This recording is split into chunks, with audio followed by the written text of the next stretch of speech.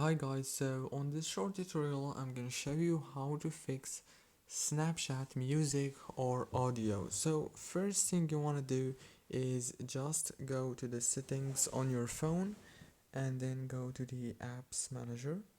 Open the apps and then go to Snapchat. Click on force stop and then click on the storage.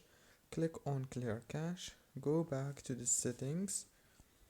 Click on the wireless and networks, enable the airplane mode like this, and after 5 seconds disable it. Now what you want to do next is go back to the home page and restart your phone. Very easy and simple. Don't forget to like and subscribe, and thank you very much for watching.